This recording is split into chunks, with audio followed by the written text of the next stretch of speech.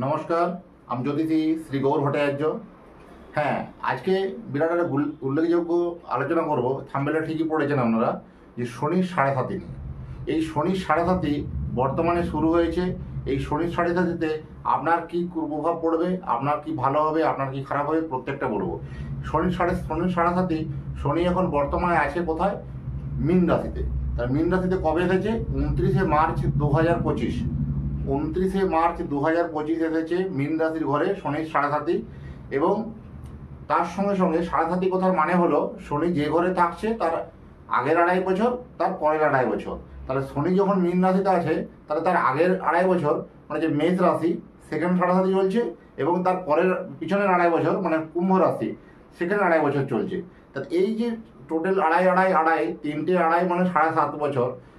সেই 7.5 বছর যে কি ট্রানজ্যাকশন হবে বা কি সমস্যা চলবে এই রাশিগুলো নিয়ে প্রত্যেকটা বিষয়ে আমি আলোচনা করব।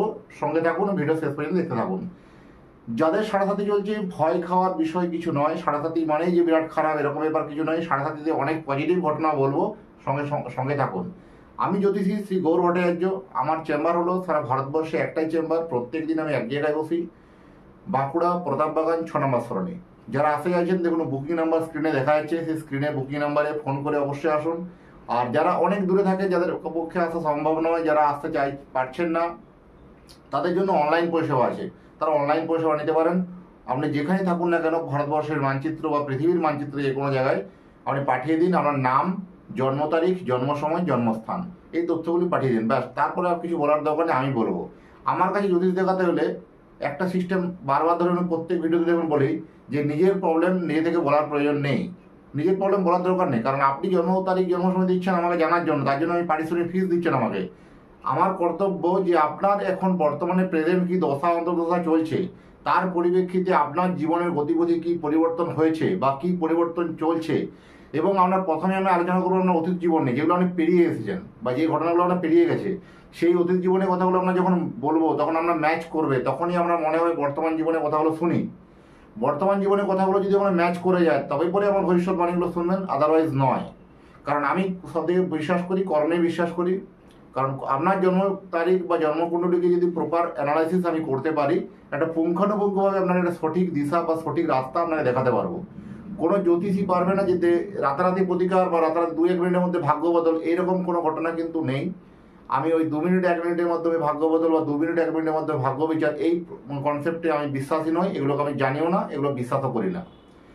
আপনার জন্ম তারিখ, জন্ম সময় এবং জন্মস্থান অনুযায়ী আপনি যে সময় জন্মগ্রহণ করেছিলেন সেই সময়কার গ্রহ নক্ষত্রের স্থিতি অনুসারে আপনাকে দেখে বলে দেওয়া সম্ভব, বলে দেওয়া যায় যে জীবনে আপনার সাফল্য কোথায়, জীবনে আপনার বাধা কোথায়, জীবনে আপনার কোথায় হোঁচট খেতে হবে। সমস্ত প্রশ্নের উত্তর এভরিথিং দেওয়া সম্ভব, পসিবল আপনার পাতকুণ্ডলী অনুযায়ী। যাই হোক, বেশি কথা না বাড়িয়ে মূল আলোচনায় আসি। শনির সাড়ে সাতি। এই শনির সাড়ে সাতি নিয়ে অনেক মানুষ আজকে যারা এখন ভিডিও দেখছেন অনেকে ভয় ভীতিতে আছেন যে শনির সাড়ে সাতি মানে বিরাট খারাপ বা বিরাট অনেক কিছু ক্ষতি হতে পারে। ভুল ধারণা। শনির সাড়ে সাতিতে শনি হচ্ছে একটা সবথেকে সাত্ত্বিক গ্রহ। শনি আপনাকে মানে একটা পিটিয়ে একটা লোহাকে যেমন ইস্পাতে পরিণত করতে হয় তখন কষ্ট সহ্য করতে হয়, তেমনি আপনার একটা নিডেড মানে একটা মানুষও তৈরি করবে। কারণ একটা যথেষ্ট বাধা বিপত্তি ঝড়ঝট প্রচুর আসবে, তো একটা আপনার নিষ্ঠাবান করে তোলে শনি। এই শনির সাড়ে সাতিতে যদি নিষ্ঠাভাবে কোনো কাজ করে যান বা নিষ্ঠাভাবে কোনো যদি মানুষ থাকেন, সৎ পথে যদি থাকেন, তাহলে কখনোই আপনার শনি আপনার খারাপ ফল দিতে পারে না, বা কখনোই আপনার জন্য বিপর্যয় নেমে আসবে না, বা কখনোই আপনার জন্য সমস্যা আসবে না। কাদের ভয়? যারা বিভিন্ন অসাধু কাজ করেন বা যারা বিভিন্ন অসাধু কর্মের সঙ্গে লিপ্ত, সেই সব মানুষদের জন্য শনির সাড়ে সাতির একটু কুপ্রভাব আসতে পারে। তাদের ক্ষেত্রে কুপ্রভাব আসে, তাদের ক্ষেত্রে সমস্যা তৈরি হয়। আচ্ছা, শনি প্রথমে বললাম যে এখন বর্তমানে যখন মীন রাশিতে আছে 29/3/2025 থেকে 3 জুন 2027। মীন রাশির ঘরে সাড়ে সাতি চলছে, প্লাস কুম্ভ রাশি চলছে, প্লাস হচ্ছে আপনার মেষ রাশি চলছে। তা তিনটে রাশিতে এই 3 বছরই, এই 2.5 বছর, এই 2.5 বছর সাড়ে সাতি চলবে। কি হবে একটা জিনিস মনে রাখতে হবে সব থেকে প্রথমে, এটা বলে দেওয়া উচিত ছিল, আবার আমি রিপিটেড করে দিচ্ছি যে শনির সাড়ে সাতি মীন রাশির ঘরটা হচ্ছে বৃহস্পতির ঘর। তার বৃহস্পতির ঘরে কিন্তু শনি এত খারাপ ফল দেয় না। এটা একটা ভালো পজিটিভ সাইন শুনিয়ে রাখলাম এই 3 রাশি জাতকের জন্য, যে খুব যে তিক্ততা, খুব যে খারাপ এরকম ব্যাপার কোনো কিছু নয়। খুব খারাপ ফল দেয় না। এই সময় কি হয়, শনির সাড়ে সাতির কুপ্রভাবটা মীন রাশিদের ক্ষেত্রে খুবই কম, এবং কুম্ভ রাশিতে একটু বেশি হবে তুলনামূলক, এবং মেষ রাশিতে একটু বেশি হবে তুলনামূলক। কি হবে, সমস্যা কি হয়, প্রবলেমগুলো বলবো, তার সলিউশনও বলবো, তার জন্য কি করবেন, ভিডিও শেষ পর্যন্ত থাকতে হবে। প্রথম হচ্ছে টাকা পয়সা, যাদের অনেক দিন ধরে কোনো টাকা দিয়েছেন, কোথাও টাকা আটকে আছে, বা কোথাও ব্যবসা ক্ষেত্রে কোনো লেনদেন করছেন, টাকা পয়সার ফ্লোটা কমে যাবে, ফিনান্সিয়ালি ফ্লো প্রচুর কিন্তু কমে যায়। এখানে কি হবে, ক্যাশ যারা বিভিন্ন রকম ব্যবসার সঙ্গে যুক্ত, ক্যাশ ইন হ্যান্ড কমে যাওয়া, বা বিভিন্ন দেখবেন লেজার ব্যালেন্সে দেখবেন ক্যাশটা শর্টফল চলে আসা। অনেকদিন ধরে ব্যবসা প্রচুর মাল বিক্রি হচ্ছে, মাল বেরিয়ে গেলো, সেল হয়ে গেছে, কিন্তু কোনোভাবে কোনো টাকা পয়সা হলে একটু লেন্দি প্রসেস হয়ে আটকে যাওয়া, বিভিন্নভাবে ব্যাংকিং প্রসেস হয়ে স্লো হয়ে যাওয়া, বা বিভিন্ন জায়গাতে দেখবেন একটু টাকা পয়সা বেশি করে খরচ হয়ে যাওয়া, কোনো ট্যাক্স পারপাস কেটে যাওয়া, বা কোনোভাবে আটকে যাওয়া, কোনোভাবে আপনার মানে যে কোনোভাবে একটু পয়সাটাকে আপনাকে কমিয়ে দেবে, এরকম ধরনের একটা কোনো কেউ ডিসকাউন্ট চেয়ে নেওয়া, কোনো পার্টিকে মহাজনকে মাল দিয়েছেন, সে হয়তো কোনো একটা ডিসকাউন্ট করে দিল, বা কোনো টাকাভাবে একটা কোনো ডিসকাউন্ট করলো, কোনোভাবে ক্ষতিগ্রস্ত হলো, সেই মালটা যেন ড্যামারেজ চার্জ কিছু কেটে নিল, এরকম ধরনের একটা প্রবণতা কীভাবে আপনাকে ফিনান্সিয়ালি কীভাবে একটু আপনাকে হ্যাম্পার তৈরি করবে। এটা হচ্ছে সবথেকে মানে বেশি ইফেক্টেড বলতে পারবো। মানসিক চাপ বাড়বে, মেন্টালি প্রেশার, দুশ্চিন্তা অত্যধিকভাবে বাড়বে, এবং এই সময় যাদের প্রেশার সুগারের রোগী আছেন, যারা প্রেশার সুগার নিয়ে বেশি একটু চিন্তিত, বা যারা একটু বেশি সবসময় নার্ভাসনেস হয়ে পড়েন, যাদের সবসময় দেখবেন একটা হাউতাস করা বা নার্ভাসনেস ফিল করা, হঠাৎ করে তর্ক বিতর্কে জড়িয়ে গিয়ে মান সম্মানের জায়গাতে একটা ডিস্টার্বনেস তৈরি হওয়া, এই জন্য কি মানসিক চাপ, মেন্টাল ডিপ্রেশন কিন্তু একটা আসবে, রাত্রিতে ঠিকমতো ঘুম না হওয়া বা চিন্তাগ্রস্ত হওয়া, এরকম ধরনের একটা প্রবণতা ঘটবে, যে এই বুঝি আমার কিছু বিপদ হলো, এই বুঝি আমার কিছু বিপদ হলো, এই বুঝি আমার কিছু বিপদ হলো, এইরকম একটা সাসপেক্টেড লাইফ কিন্তু এই তিনটে রাশির মধ্যে কিন্তু দেখা যাবে কিন্তু এই সময়গুলো। আচ্ছা, প্রথমত বলবো হেলথ ইস্যু নিয়ে সব থেকে একটু সমস্যা দেখবে, বাড়ির পরিবারের মধ্যে বিশেষ করে মায়ের হেলথ নিয়ে একটু বারবার ডিস্টার্বেন্স আসা, বা মায়ের হেলথ নিয়ে বারবার একটু সমস্যা আসা, এরকম প্রবণতা কিন্তু ঘটতে পারে, সেগুলো থেকে একটু বিরত থাকা উচিত হবে। এবং তাই ভাই বোনের সম্পর্ক যথেষ্ট ভালো উন্নতি হবে, ভাই বোনের সম্পর্ক অনেকদিন থেকে তিক্ততা ছিল, সেই সম্পর্কের মধ্যে অনেক পজিটিভ সাইন আসবে, অনেক পজিটিভ দিক আসবে, অনেক মানে সেটা ভালো শুভ দিক বলা যায়। এবং যারা পিএইচডি করার জন্য বা হায়ার স্টাডি করার জন্য যারা বিদেশে যাচ্ছেন, বা রাজ্যের বাইরে যাচ্ছেন, বা নিজের অনেক বাইরে গিয়ে পড়াশোনা করছেন, তাদের জন্য যথেষ্ট পজিটিভ সাইন। এই শনির সাড়ে সাতি পিরিয়ডে আপনার পিএইচডি কমপ্লিট হবে, এই শনির সাড়ে সাতি পিরিয়ডে আপনার সাকসেস হবে, এই শনির সাড়ে সাতি পিরিয়ডে আপনার কেরিয়ারের দরজা আপনার জন্য খুলে যাবে, এটা একটা আপনার বলে রাখলাম, এটা ভালো পজিটিভ সাইন।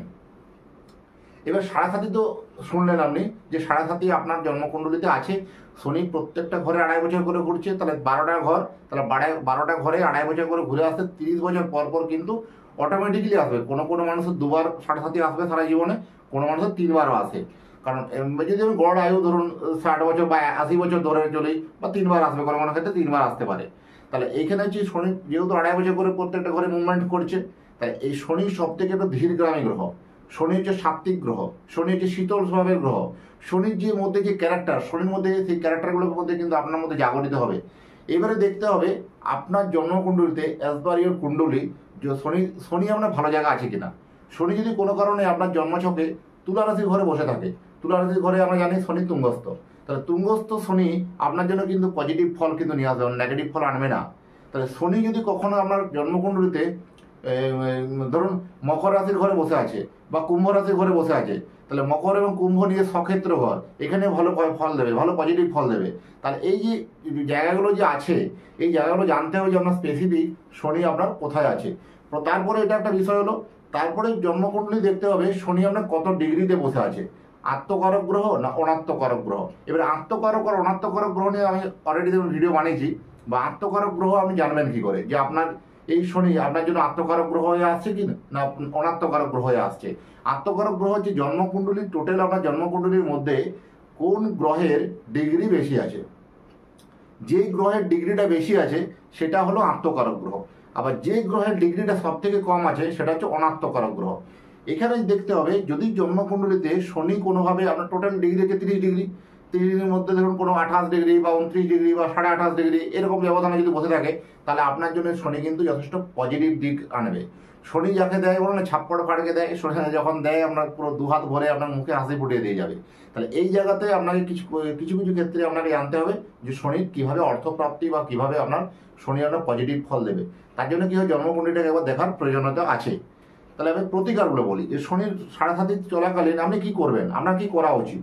একটা সাধারণ মানুষ ধরুন কোনো জ্যোতিষ দেখায়নি বা কোনো জ্যোতিষের পরামর্শ নেয়নি, ছোটোখাটো টোটকা মেনে চলুন। প্রথমে সৎ পথে থাকুন, প্রথম বলবো সৎ পথে থাকুন, কোনো অসৎ উপায় অবলম্বন করবেন না।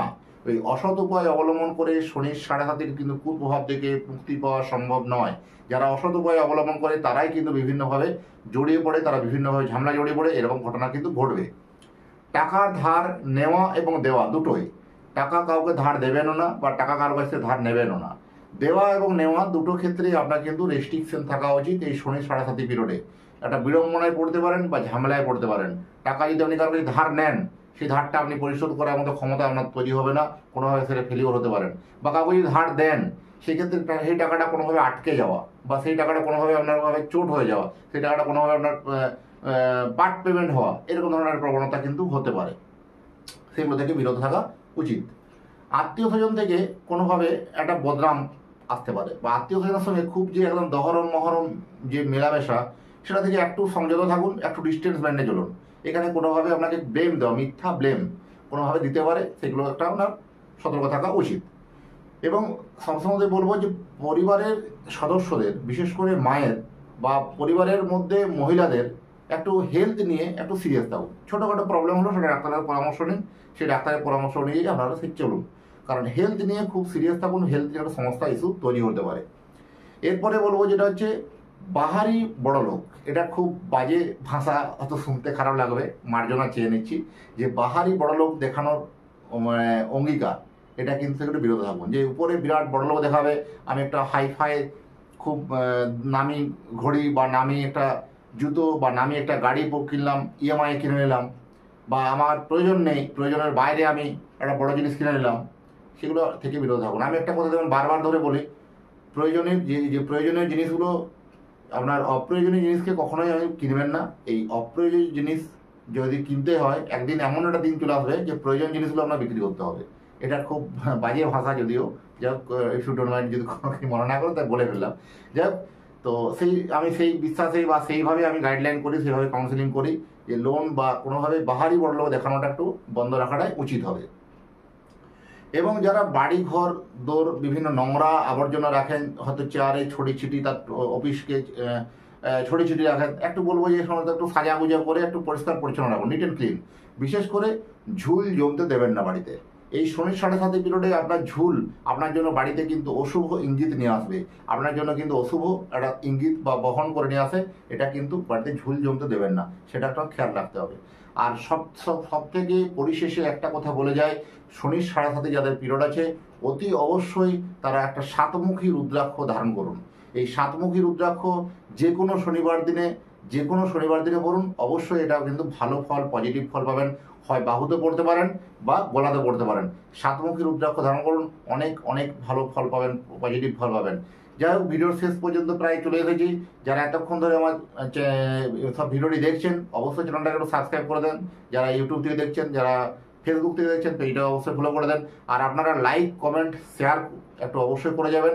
কার কার শনির সাড়ে সাতি চলছে একটু কমেন্ট বক্সে লিখে দিন, আপনার কি রাশি একটু কমেন্ট বক্সে লিখে দিন, পুরো বিস্তারিতভাবে জানানো হবে। যাই হোক, আবার দেখা হবে নতুন একটা ভিডিও নিয়ে, নতুন একটা টপিক নিয়ে। যারা এতক্ষণ ধরে লাইক, কমেন্ট এবং শেয়ার করলেন, তাদেরকে এবং তাদের পরিবারের প্রতি মঙ্গল কামনা করে আজকের অনুষ্ঠানটি এখানে শেষ করছি। নমস্কার, ভালো থাকবেন।